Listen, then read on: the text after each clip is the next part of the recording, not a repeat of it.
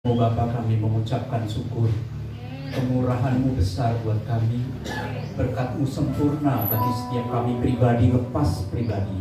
Dan pada pagi hari ini kami dengan segenap hati memuji Engkau, karena Engkau begitu besar, kasih-Mu yang ajaib melimpah ruah dalam hidup kami. Waktunya bagi kami untuk merenungkan firman Tuhan. Jamahan kasih-Mu kepada setiap hati kami, supaya kebenaran firman-Mu merubah hidup kami, agar kami menjadi setia kepada Tuhan, bahkan lebih setia melayani Tuhan. Terpujilah Engkau ya Bapa, kami siapkan hati kami bagi kebenaran firman Tuhan. Demi Yesus Kristus kami berdoa.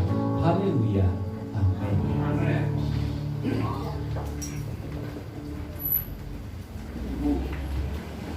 Kami bersyukur. Khusus hari ini saya baru pertama kali berdiri di tempat ini. Saya akan memperkenalkan, karena kalau tidak dikenal tidak disayang. Semakin dikenal semakin disayang ya. Nama saya Ridu. Saya beberapa tahun melayani di salah satu gereja di Renijaya.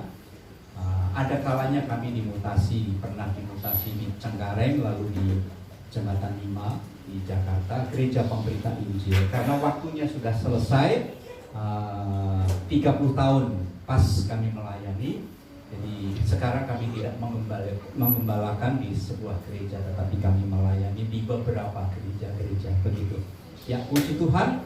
Hari ini saya akan menyampaikan kebenaran firman Tuhan. Mari kita membaca firman Tuhan. Satu ayat saja dari kitab Perjanjian Lama, 1 Samuel pasal 16. 1 Samuel pasal 16 ayat yang ke-7. Ayat yang ke-7. 1 Samuel pasal 16 ayat yang ke-7. Demikian bunyi firman Tuhan. Tetapi berfirmanlah Tuhan kepada Samuel, janganlah pandang parasnya atau perawakannya yang tinggi, sebab aku telah menolaknya. Bukan yang dilihat manusia, yang dilihat Allah. Manusia melihat apa yang di depan mata, tetapi Tuhan melihat hati. Katakan, Tuhan melihat hati. Tuhan melihat hati. Puji Tuhan. Saudara, orang buta boleh menyanyi kan? Boleh. Satu kali orang buta menyanyi, judulnya Pelangi. Pelangi-pelangi, alangkah indahnya. Ditambah oleh orang buta itu, katanya merah, kuning, hijau di langit yang tinggi, katanya. Kenapa ditambah dengan katanya? Karena dia tidak pernah melihat. Bagi kita yang sudah melihat, maka pelangi itu indah, karena berbagai warna ada di sana. Ada banyak warna di sana. Lalu beberapa warna itu disatukan, maka kelihatan indah. Maka pelangi itu kelihatan cantik, dan kita bisa memandang ke atas dan kita menyebut itu pelangi. Saudara-saudara yang dikasihi Tuhan, begitupun juga kita di mata Tuhan. Di mata Tuhan kita indah, lebih indah dari pelangi, karena kita adalah manusia yang punya keunikan tersendiri. Uniknya kita adalah kita ini juga punya warna tersendiri. Warna-warni ada di dalam hidup kita, tetapi kita tidak menyadari bahwa kita ini punya warna-warni. Kita tidak melihat bahwa kita ini punya warna-warni. Kalau kita menjaga, lalu menjadikan satu warna-warni dalam hidup kita, maka akan tampak jelas bahwa kita lebih indah dari pelangi. Saudara yang dikasihi Tuhan Yesus, apakah yang membuat kita menjadi indah di mata Tuhan? Apakah karena kita cantik? Apakah karena kita tampan? Apakah karena ada anting emas di telinga kita? Apakah ada kalung emas ada di leher kita? Apa kelihatan kita maco begitu? Bukan seperti itu. Karena itu saudara, ketika Tuhan Allah memilih seseorang untuk dijadikan pelayan Tuhan yang baik, Tuhan tidak melihat paras mukanya, Tuhan tidak melihat kecantikannya, Tuhan tidak melihat kedudukannya, tetapi Tuhan melihat hati seseorang. Untuk apa? Untuk dipakai oleh Tuhan, melayani Tuhan dengan segenap hati. Karena Tuhan lebih dulu melayani umat manusia dengan sempurna. Saudara yang kekasih di dalam Kristus, ketika Samuel dipilih oleh Allah untuk menetapkan satu orang menjadi pemimpin bagi bangsa yang besar, Samuel tidak memilih para sepupunya. Banyak saudara-saudaranya, kakak-kakaknya atau abang-abangnya Daud pantas untuk menjadi pemimpin yang besar bagi bangsa yang besar. Tetapi Tuhan mengatakan bukan yang itu. Bukan yang pertama, bukan yang kedua, bukan yang ketiga. Tetapi Tuhan melihat hati seorang yang sungguh-sungguh berkenan di hadapan Tuhan. Itu sebabnya Tuhan memilih seseorang yang cocok untuk menjadi pelayan Tuhan, menjadi pemimpin bangsa yang besar dan memulihkan bangsa itu supaya kembali kepada Allah. Karena mereka banyak sekali mengalami pemberontakan, ketidakpuasan, karena mereka mengalami kekecewaan dalam hidup mereka. Dan sekarang akan dipulihkan, dituntun oleh seseorang yang tidak dilihat dari ketampanan wajahnya, tetapi Tuhan melihat hatinya, hati yang berkenan melayani. Saudara yang dikasih Tuhan Yesus, apa yang membuat kita menjadi indah di mata Tuhan? Tuhan tidak melihat anting-anting di telinga kita, tadi saya katakan. Tuhan tidak melihat kalung yang melilit di leher kita. Tuhan tidak melihat ketampanan kita. Tetapi Tuhan melihat semuanya itu cantik. Tetapi lebih dari itu, Tuhan melihat hati kita. Jangan perhatikan tinggi badannya, jangan perhatikan wajah rupanya. Bukan dia yang aku kehendaki. Aku tidak menilai orang secara manusia, tetapi Tuhan melihat yang lebih dalam hati manusia. Saudara, saya terkesan dengan satu pujian yang dinyanyikan oleh banyak sekali artis rohani. Judulnya Dia Jamah. Lagunya Dia Jamah, oke? Lagunya Dia Jamah mengingatkan saya satu berkat Tuhan yang luar biasa besarnya. Dia jamah tiap hidupku dan hidangan di hatiku. Semua berubah, semua berubah, dan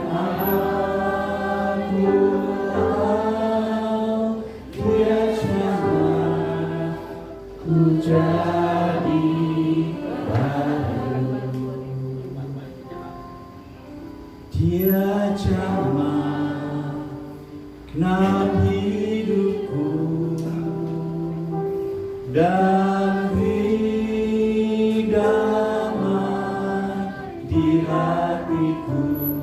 Semua berubah, semua telah berubah. Dan aku tahu Dia jamah ku jadi baru. Syukur kepada Allah, masa muda saya mendapatkan jamahan Tuhan. Jadi sejak masa muda saya belum berumah tangga, saya sudah dipilih oleh Tuhan untuk melayani Tuhan dari kehidupan yang luar biasa, tidak berkenan di hadapan Allah. Saya mendengar satu pujian ini ketika saya ada di kantor polisi dalam satu tahanan. Saya telepon ayah saya karena ayah saya adalah tentara yang punya kedudukan tinggi di Jawa Tengah, Pangkang 7 di Ponorogo. Dan saya telepon ke ayah saya, tolong kasih tahu ayah saya bahwa saya sekarang ada di dalam tahanan polisi karena obat terlarang. Lalu polisi hubungi dan ayah saya katakan, biar dia di situ sementara. Sakit hati enggak saya? Sakit hati. Kenapa ayah saya tidak bebaskan saya? Ayah saya katakan, lepaskan anak saya maka saya akan bebas.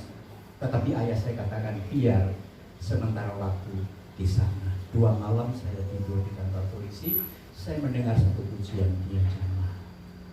Ketika masa muda saya tergantung dengan obat, waktu itu bukan ekstasi tetapi ganja, ya. Zaman saya belum ada ekstasi, tetapi hanya ganja. Saya bawa ganja dari Jogja ke Salatiga. Saya asal dari Jawa Tengah, dari Salatiga. Dari Jogja ke Salatiga rupanya saya sudah diikuti beberapa polisi, tapi saya tidak sadar dengan kendaraan sepeda motor, dan menjelang masuk di kota Salatiga saya ditangkap dan didapati saya membawa karena pesanan dari teman-teman saya. Pesanan saya menggunakan, tetapi banyak sekali pesanan, dan saya ditangkap dan saya masuk ke dalam tahanan.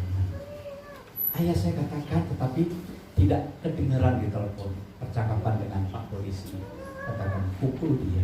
Waduh, saya dipukul di sini pakai gagang pistol, di sini. Waduh, sakitnya luar biasa. Tonjok dia, tonjok lagi sini. Wah, begitu tendang, dan dada saya waktu itu sakit sekali ditendang. Muka saya pun di sini sudah bengkak biru karena dipukul dengan gagang pistol, dan saya ditampar begitu rupa. Lalu saya dikasih makan yang enak. Tidur di sana 2 malam, baru ayah saya katakan, lepaskan dia. Baru saya dilepaskan. Saudara, tetapi pujian yang mengatakan dia jamah menyadarkan saya. Berikutnya saya ikut kebaktian KKR di gereja kami. Karena ada retret saya ikut, lalu saya melepaskan semua keinginan duniawi saya.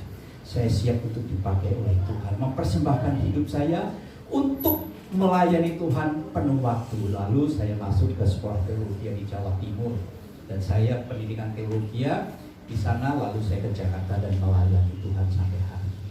Jika tidak, maka saya akan terjerumus dalam dosa terus menerus. Dia jamah, lalu saya menjadi baru. Saudara yang kekasih di dalam Kristus Yesus, bukan melihat aku karena aku anak pejabat, anak tentara, punya bintang di pundaknya, tetapi Tuhan melihat hati. Dari sekian anak ayah saya didapati anak nomor 4 yang berkenan kepada Tuhan untuk melayani Tuhan. Puji Tuhan. Nah, saudara-saudara, demikian juga untuk Daud. Dia dipilih oleh Tuhan dari sekian anak-anaknya.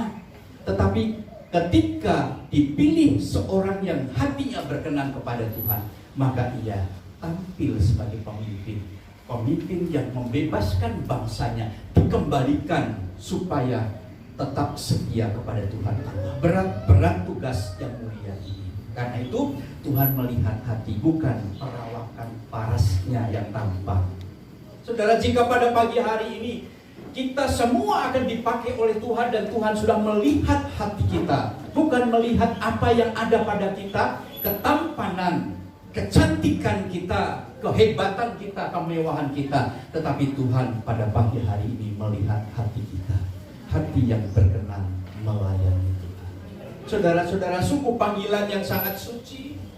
Ketika Tuhan Yesus Kristus dipaku di kayu salib, tangannya yang suci yang pernah memecahkan roti, memberikan makan 5.000 orang, dan pernah menjamah orang yang buta menjadi celik kembali, menyembuhkan orang yang timpang dan berjalan.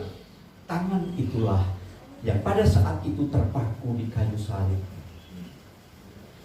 Tangan itulah yang waktu itu terpaku di kayu salib. Dan kaki itulah yang pernah dipakai untuk melayani dari desa ke desa, dari kota ke kota, dari gunung ke bukit. Terus melangkahkan kakinya maju ke depan, melayani, memberitakan Injil atau berita salum kepada setiap orang yang tersesat. Sekarang terpaku di kayu salib. Bahkan lambung yang suci tertikam dengan tombak yang tajam. Dia tetap berdoa kepada Bapa di surga. Ya Bapa, ampunilah mereka. Saudara-saudara, pengampunan Yesus yang sempurna itu menjadikan setiap orang yang percaya kepada Dia tidak binasa, tetapi beroleh hidup yang kekal. Karena apa? Karena Tuhan melihat manusia lebih indah dari pelangi. Diperlengkapi dan akan dipakai bagi kemuliaannya. Diperlengkapi dan dipakai untuk melayaninya, memberitakan berita salom kepada setiap umat di sekitar kita, supaya semakin banyak orang yang percaya kepada Yesus dan yang percaya diselamatkan. Kita sudah percaya kepada Yesus Kristus. Kita adalah bagian yang sudah diselamatkan dan memperoleh hidup yang kekal. Tetapi kita punya tugas yang mulia. Tugas itu adalah melayani dengan segenap hati. Jika kita mau melayani dengan segenap hati, maka hati kita harus dipersiapkan. Waspada dengan hati kita, karena hati kita direbutkan oleh dua. Satu, Tuhan Yesus berdiri di depan pintu dan mengetuk pintu, tuk, tuk, tuk. Bagi siapa yang membuka pintu dan mengundang Yesus Kristus masuk di dalam hati, Dia akan memimpin hidup kita dan mengendalikan hidup kita, mengemudikan hidup kita. Maka kita harus melangkah ke depan dan hidup kita berkenan menyenangkan Tuhan. Tetapi ketika iblis juga berdiri di depan pintu dan mengetuk pintu dan kita membukakan pintu bagi iblis, maka sia-sialah hidup kita. Itu sebabnya saudara-saudara, setiap pagi yang kita dengar apa? Bangun pagi di depan rumah saya, kanan kiri depan, itu yang kita dengar suara knalpot. Begitu bangun tidur tuh derung derung derung derung, tetangga sudah mau berangkat ke kantor. Derung derung derung derung derung, tetangga sudah mau berangkat aktivitasnya. Dulu suara knalpot. Tetapi bagi kita, tiap pagi sebelum kita melakukan aktivitas, kita mendengarkan suara Tuhan. Kita mendengarkan suara Tuhan. Itulah pelayan Tuhan yang baik, pelayan Tuhan yang melakukan dengan segenap hati. Pagi-pagi benar sebelum Tuhan Yesus Kristus melakukan aktivitasnya, Dia pergi ke tempat yang sunyi. Untuk apa? Untuk berdoa. Sebelum mulai aktivitas, Tuhan Yesus Kristus memberikan teladan yang sempurna bagi umat manusia untuk berdoa kepada Bapa, supaya apa yang dilakukan sepanjang hari ini berkenan menyenangkan hati Bapa. Apalagi kita. Kita harus pagi-pagi benar, maka kita harus mendengar suara Tuhan. Kita berdoa dan membaca firman Tuhan, merenungkan firman Tuhan, apa yang Tuhan katakan kita pada hari ini. Apa yang Tuhan mau atas hidup kita hari ini, apa yang harus kita kerjakan, apa yang harus kita hindari dalam hidup kita sepanjang hari ini. Jelas melalui firman Tuhan. Dengan demikian kita akan menjadi pelayan Tuhan yang terkenal. Saudara yang kekasih di dalam Kristus, mengikut Yesus kadang-kadang tidak mudah. Saya katakan kadang-kadang. Mengikut Yesus kadang-kadang tidak mudah. Karena banyak kendala, banyak hambatan, banyak rintangan di depan kita, tetapi juga banyak kemudahan ketika kita memberitakan Injil. Suatu hari ada percakapan. Percakapan ini ilustrasi sapi dengan babi. Siapa yang pernah melihat sapi? Semuanya pada pernah melihat sapi. Siapa yang pernah makan daging babi? Saya paling suka. Nah, saudara-saudara yang kekasih, suatu hari babi dengan sapi ini bincang-bincang. Babi ini curhat kepada sapi. Tapi paling enak jadi sapi. Sapinya terkejut. Kenapa kamu mengatakan begitu? Bukankah binatang yang diciptakan oleh Allah ditempatkan di dunia ini masing-masing punya kelebihan dan kekurangannya? Iya, tetapi ini beda sekali antara saya. Saya babi, kamu sapi. Bedanya kenapa? Kata sapi, babi, iya bedanya banyak sekali. Sapi mah enak. Ketika manusia membutuhkan tenaganya untuk membajak di sawah, para petani tidak sanggup melakukan karena tenaga manusia lemah, maka engkau sapi dipakai oleh petani untuk mengambil tenagamu ikut membajak sawah. Jadi tenagamu berguna bagi manusia. Ya, tenagamu berguna bagi manusia, kata sapi. Lalu babi mengatakan, bukan hanya tenagamu, tetapi kotoranmu juga berguna bagi manusia. Loh, berguna bagi manusia kenapa? Karena kotoranmu dikumpulkan oleh petani lalu dijadikan pupuk supaya nanti hasil panennya melimpah ruah. Iya, tenagaku berguna, kotoranku berguna bagi manusia. Bukan hanya itu saja, Pi, kata babi. Susumu berguna bagi manusia. Ketika ibu-ibu tidak sanggup menyusui bayinya, sapi sediakan susunya bagi manusia. Temukan? Bukan hanya susu, tenaga dan kotoran berguna manusia, tetapi ketika kamu disembelih, banyak manusia suka stik sapi. Sup iga sapi, sampai sum-sum sapi. Wah, jeroan pun juga manusia suka. Waduh, nah ini dia. Semua berguna, bahkan penyanyi dangdut atau pemain musik dangdut suka dengan kulit sapi. Diapain? Dipakai buat kendang, pedang, duduk, mana bisa joget semua. Semua orang girang. Lalu apa maunya? Waduh, babi kolokan. Kamu baik. Aku ini jadi babi yang menjadi batu sandungan bagi manusia. Ketika manusia punya anak gendut, oh dasar gendut kayak babi. Aku yang menjadi sasaran. Ketika anak manusia itu main hujan-hujanan lalu jorok-jorokan, lu jorok amat kayak babi. Ketika ada manusia malas, dasar pemalas kayak babi. Jadi aku ini binatang yang tidak berguna gitu. Kok aku punya nasib seperti ini? Babi sedikit menangis sedih. Jangan begitulah, Bi. Kamu juga akan disukai banyak sekali manusia ketika kamu disembelih. Ketika aku disembelih artinya ketika aku sudah mati. Iya, ketika kamu sudah disembelih, kamu sudah mati. Dan banyak sekali manusia, bahkan para hamba-hamba Tuhan suka dengan sate babi. Sancamnya itu loh. Banyak suka dengan daging babi. Itu kan kalau aku sudah mati, Bi. Aku maunya ketika aku hidup ini berguna seperti kamu, tenagamu, kotoranmu, susumu, bahkan dagingmu berguna bagi manusia. Tidak bisa seperti itu. Semua berbeda. Babi mengeluh. Babi mengeluh. Mengeluh. Nah, saudara-saudara yang kekasih, saya tidak anjurkan saudara untuk jadi sapi, bukan. Tadi mau belajar. Ketika kita ini masih hidup di dunia, kita punya tenaga, iya. Kita punya pikiran, iya. Kita punya waktu, oke. Kita punya pikiran yang luar biasa yang ditempatkan Allah di dalam otak kita untuk bisa berpikir secara baik. Pergunakanlah semuanya itu ketika kita ini masih hidup untuk kemuliaan bagi Allah. Itu sebabnya kita punya hati. Allah melihat hati. Hati kita yang baik, hati kita yang berkenan. Itulah yang dipilih oleh Allah untuk melayani Dia dengan segenap hati. Saudara-saudara, bukan karena kita ini gemuk dipakai oleh Allah, yang gemuk-gemuk aja dipakai oleh Allah. Bukan. Yang kurus-kurus saja dipakai oleh Allah supaya lincah perginya ke sana ke sini. Bukan. Tetapi Allah melihat. Saudara-saudara, ketika teman saya tahu saya melayani Tuhan, teman saya yang baik dulu akrab dengan saya, sampai dia berjanji, Ridu, anak saya Ridu, nanti kalau saya waktu di STM, saya dulu dari STM lalu sekolah teologi. Nah, waktu di STM, dia katakan, nanti kalau saya sudah berumah tangga, punya anak pertama laki-laki, maka anak saya akan saya namakan Ridu. Benar. Ketika sekian lama nggak pernah ketemu, kira-kira 11 tahun yang lalu saya ketemu dengan dia, dikenalkan, ini anak saya namanya Ridu. Loh, ini Ridu kan namanya kan ini. Tapi anak saya namanya Ridu, sama. Janjinya ditepati. Karena apa? Melihat saya menjadi hamba Tuhan. Dia Muslim, tetapi dia pernah mengantar saya pergi ke gereja. Kalau saya malas, dia memberikan dorongan, bangun, karena kami kos sama-sama. Bangun, pergi ke gereja, nanti saya antar. Saya boncengin dia naik motor. Lalu ke gereja duduk dia paling belakang. Saudara-saudara, tetapi dari situ Tuhan sudah persiapkan saya.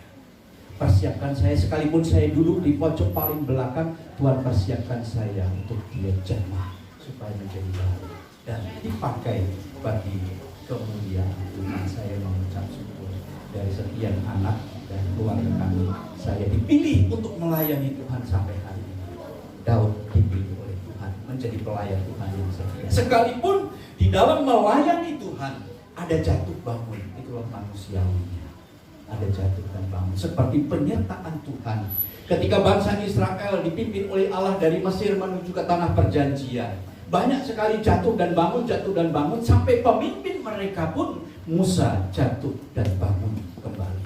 Karena apa? Karena manusia lemah. Saudara-saudara, melihat perjalanan bangsa Israel dari Mesir ke tanah Kanaan luar biasa.